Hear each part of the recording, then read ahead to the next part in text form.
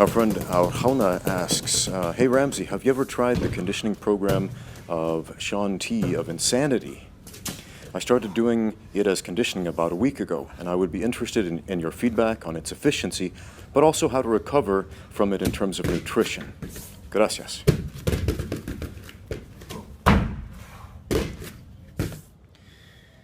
Y muchas gracias por la pregunta, y si ustedes tienen otras preguntas, déjamelos en los comentarios de abajo. Gracias. Okay. Ramsey Dewey at the JX Fight Club here in Shanghai, China, and got an awesome question about the Insanity program. First of all, have I done it? Yeah, I have tried it. I had a good friend that I used to train with, and he wanted to lose some weight, and so he tried out this program, and he found it was really hard, and he couldn't finish more than just a few minutes of it. I think the program he had was about 30 minutes long. And he said, "Hey Ramsey, could you try this out and give me a review? I don't know if this is good. Am I doing something wrong?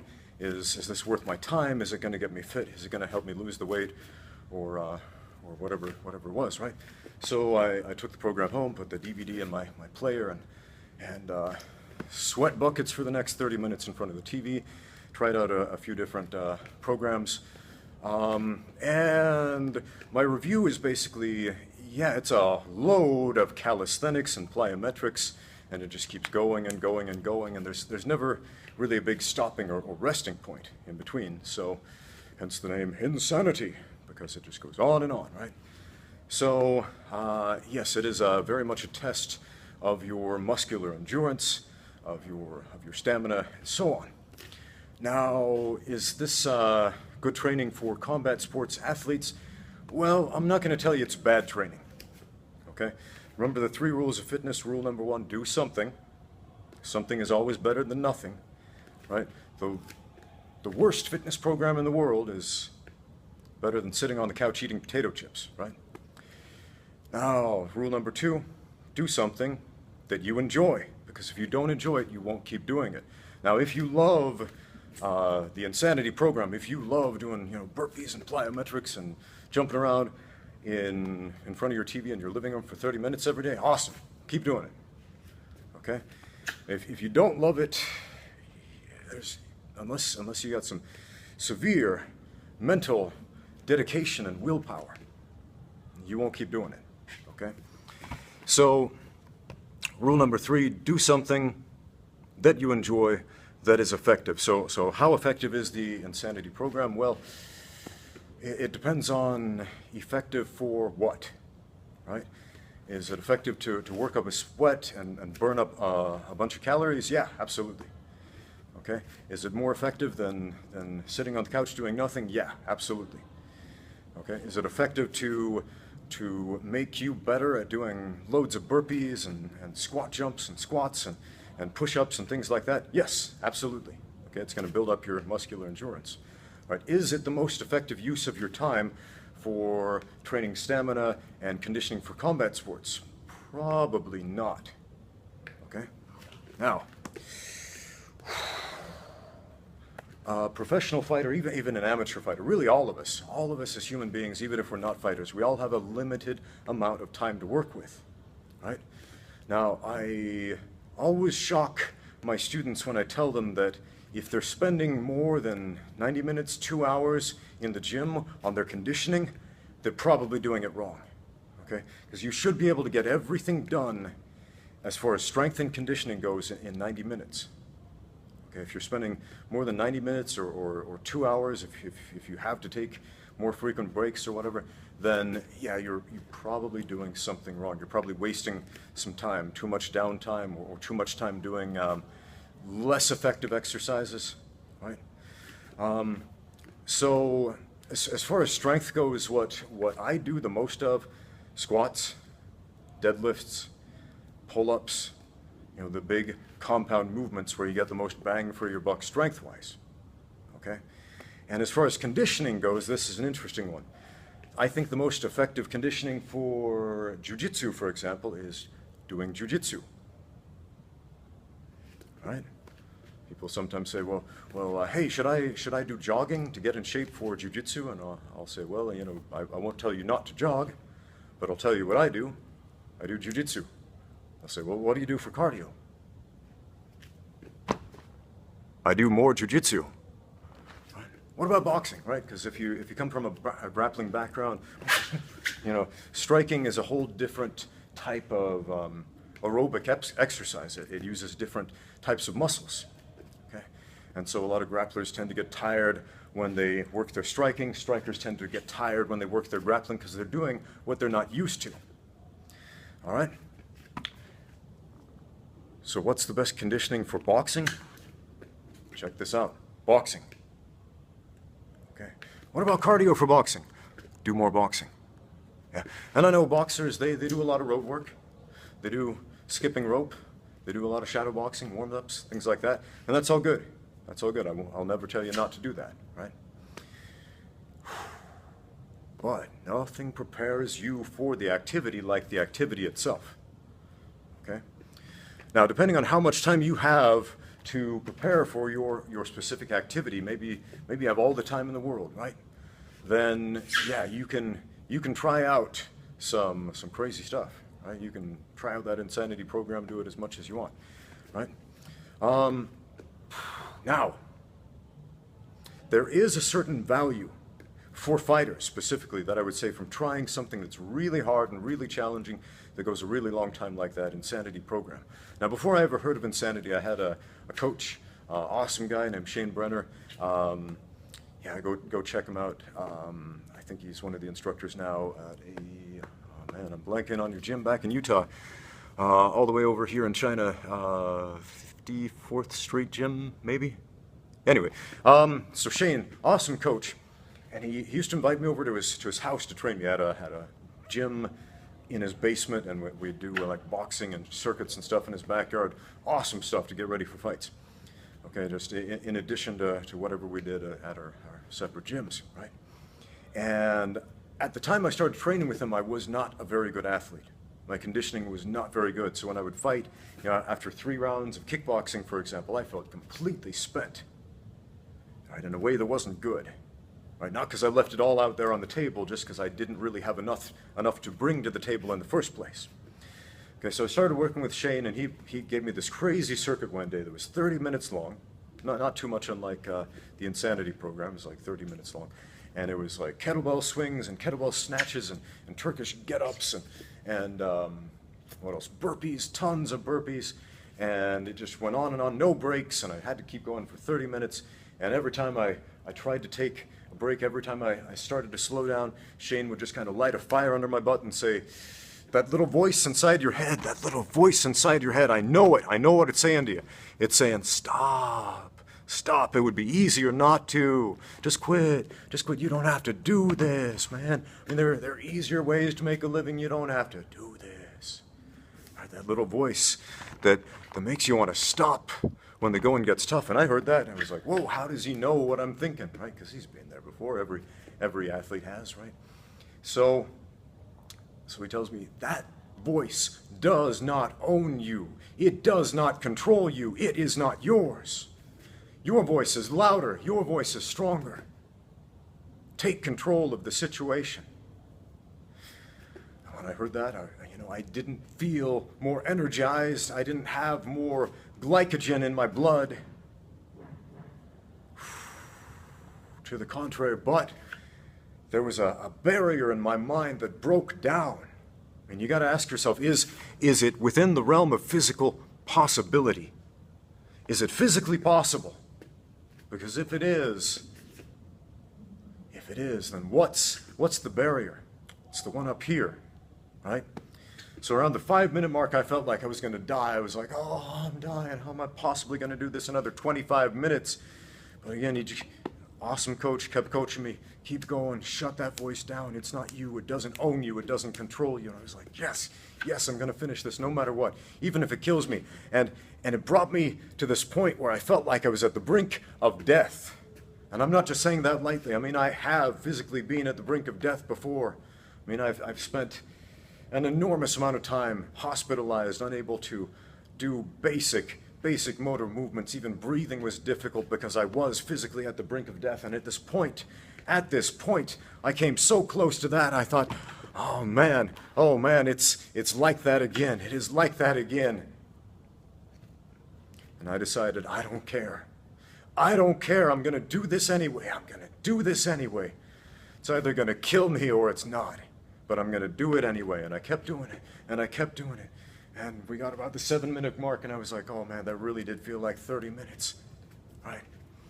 10-minute mark passed. I was like, man, this feels like it's been going on forever. It's never going to stop. About, the 10-minute mark, I just kind of accepted my fate. This is just going to keep happening. This is never going to stop, but I'm never going to stop either. And I kept going and going and going and going, and long story short, the 30 minutes of torture finally ended, and I finished it, and I looked back and I did this thing that previously would have been impossible, but I had this amazing coach that pushed me through it. I had this amazing coach that showed me that I was stronger than I thought I was.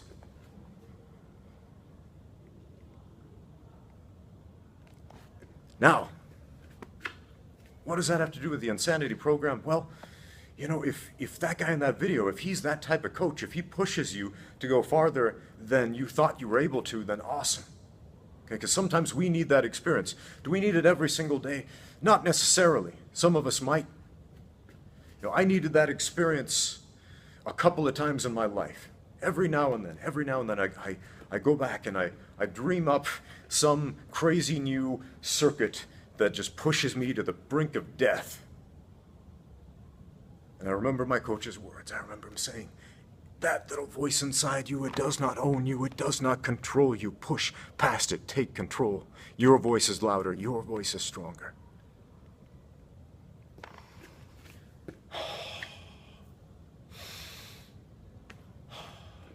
And every now and then, I put myself through one of those to test myself, to see if I can do it. Because I know if I can do that, no challenge to my cardio, to my muscle endurance, to my will, that any opponent in any ring or cage or life in general will throw at me is going to be able to break down my will. Because ultimately, a fight is not just a test of who is physically stronger.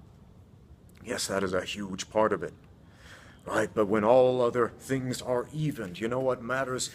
You know what matters the most? It's the guy who decides, I want it more.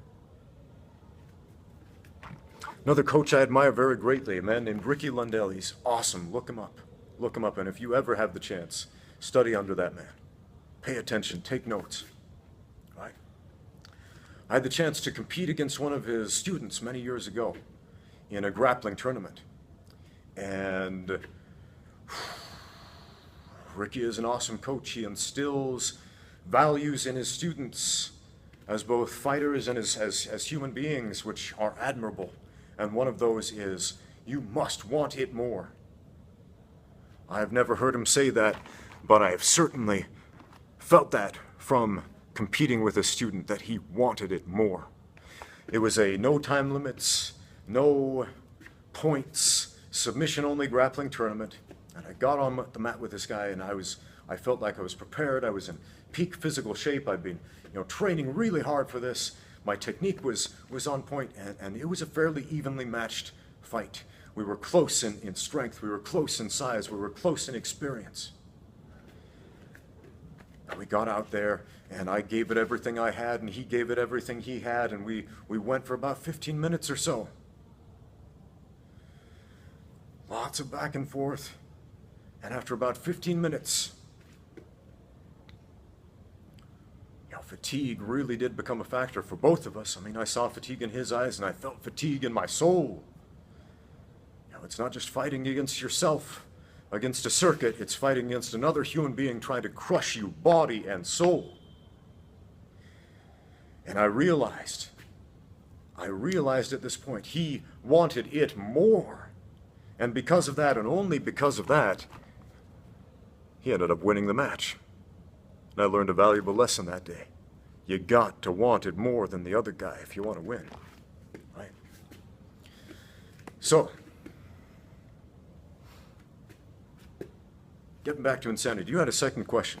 So yes, there is some value in that, right? If you like that program, if you like what it does for you, if it allows you to perform better physically, mentally, emotionally, and in every other way, great, keep doing it. If it doesn't, move on and find something that does. Okay? Your second question, though, about nutrition, if you are going to train that way, doing that super high intensity training, without the intervals, or even if you are going to do that high intensity interval training stuff with the intervals, I mean, it's going to burn up massive amounts of glycogen in your blood. Okay? So, if you're not familiar with the energy systems of the body, when we do intense aerobic exercise, when we do intense explosive anaerobic exercise, basically when we're awake and moving around and exercising, we derive most of that energy from stored sugar in our blood called glycogen. Right? When we eat carbohydrates, the body breaks those down and stores them as glycogen, which is stored energy in the blood. And when we move around, when we punch and jump and all that sort of thing, it burns up the glycogen. Right? So after doing a bunch of intense exercise, like 30 minutes of this insanity program, something like that, we're going to be drained of glycogen. We're going to hit that wall where we simply don't have any more energy. We don't have any more fuel in the blood to go on. Right? Now, it's very interesting in sharp contrast when we sleep. Now, we obviously don't burn nearly as much energy when we're asleep, but when we are asleep, we get our energy predominantly from fat stores. So fat, if that is what you're trying to burn, is burnt predominantly while we are sleeping. So sleep a lot, sleep plenty. It's good for you, right? Now, we just burn up a bunch of glycogen doing this crazy high intensity workout. So, how do we get back up to 100%? Well, you got to eat a lot of carbohydrates. We essentially burned a lot of energy that came from carbohydrates, so we've got to put that back in. After an intense workout like that, you may feel hungry afterward. That's normal. That's natural. That's your body saying, hey, you need to refuel. Okay, so one very simple piece of advice about carbohydrates, they're not bad. I know there's a lot of misinformation out there on the internet, on TV, and the media that carbohydrates are bad. They're going to turn you into a balloon or a blimp or something like that. No, carbohydrates are one of the 3 essential macronutrients: fat, protein, carbohydrates. You need all 3, right? And if you're an athlete, you need lots of all 3. And if you're doing super high intensity training, if you're doing endurance training, if you're doing distance training, anything like that, you need lots of carbohydrates. So one simple piece of advice: keep your carbohydrates complex. What's a complex carbohydrate? Well, generally speaking, it's a carbohydrate that is closer to nature. It still has fiber in it. So white flour is a simple carbohydrate. Whole wheat flour is a complex carbohydrate, right? Stuff that's white and starchy, generally that's a simple carbohydrate. Stuff that's brown and not so starchy and gritty, that tends to be more complex, right? If you take a piece of fruit and juice it and just get the sugar water out of it, that's simple, right? But if we eat that with the fiber, that's a more complex method of eating carbohydrates, if you will. And so what that does, the fiber in the complex carbohydrate slows down the digestion. And so the sugar, the carbohydrates in that food are absorbed more slowly into the blood, meaning there's a more slow and steady release of energy. As opposed to if we just eat table sugar, essentially that gets dumped directly into the blood, no filter. See that fiber, it's kind of like a filter, right? And so our pancreas has to work overtime, secreting insulin, saying, hey, there's way too much of this stuff, let's try to get it out of here, right? So keep your carbohydrates complex. For a lot of reasons. 1, energy reasons. 2, complex carbohydrates. Foods that contain those tend to have more nutrients all around, more vitamins, more minerals, more fiber. It's just better for you. It's closer to nature, generally speaking. So great complex carbohydrates foods. Oatmeal, okay? Whole grain oats, awesome. awesome source of carbohydrates. Yams, sweet potatoes, that's good stuff. Anyway, those are the two big ones that I eat a lot of. So, yeah, also make sure to stay hydrated, because after you do an insanity workout or something like that, especially if you're working out in a hot subtropical climate like Shanghai, China in the summertime, you got to rehydrate. So get plenty of fluids. Okay? Anyway, keep your carbohydrates complex. Get plenty of those after your workout. Another great thing about those is that they're much more satiating. So if we're eating like donuts after we work out, very simple carbohydrate with lots of bad fats. I mean, there are good fats and bad fats. Anything that says hydrogenized, partially hydrogenized soybean oil or whatever oil, avoid that like the plague. It's just not natural. It's not good for you. Keep your fats close to nature, right? Basically, ask yourself a couple of simple questions as far as food goes. Does it grow out of the earth, or does it have a mother? Because if it grows out of the earth, it's probably edible and probably nutritious. If it has a mother, probably edible, probably nutritious. I know to my vegan friends out there and my vegetarian friends, I know that probably sounds cruel, but at the same time, on a side note, I am not a vegetarian or a vegan, not anymore. I did that for 1 year in college from age 18 to 19. And I learned a lot from the experience, and I don't do that anymore. Okay. But on a side note, as far as animal cruelty or whatever goes, my advice would be, don't eat anything you're not willing to kill with your own two hands.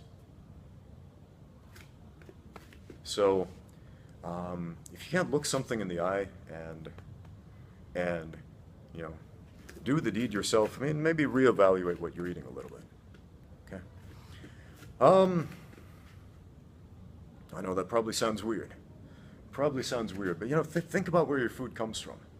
Every step of the way, the more it travels, the more it's processed, the worse it is for you, generally speaking. So, think about where your food comes from, what brought it to the table, right? Even vegetables and grains. I told this story in another video about, when I was younger and I grew up in this farming town, and one of my friends invited me over to his house to help him trap gophers, and they raised grain. And so we went out and basically just killed a bunch of gophers in gopher traps. And yeah, again, to my vegan and vegetarian friends out there, yeah, there is a cost, there is a price, there is animal blood spilled in order for agrarian society to exist. Right? So think about where your food comes from if that's important to you. I know that's a big aside. Yeah, think about it. Right? Don't eat anything you wouldn't be willing to grow or kill or protect, which often involves killing yourself. Okay? So take accountability for that. Yeah, I know that's a big aside as far as the insanity video goes, but yeah, eat good food, eat lots of it. If you're training athletically, you're going to have to eat more often, most likely. I do. I mean, I eat about 6 meals a day, smaller meals. Again, keep the carbohydrates complex, keep the proteins lean, keep the fats natural. Okay? Anyway, I hope that helps. If you have any other questions, please leave them down in the comments. I will get back to you. Thank you for watching. Now, get out there and train.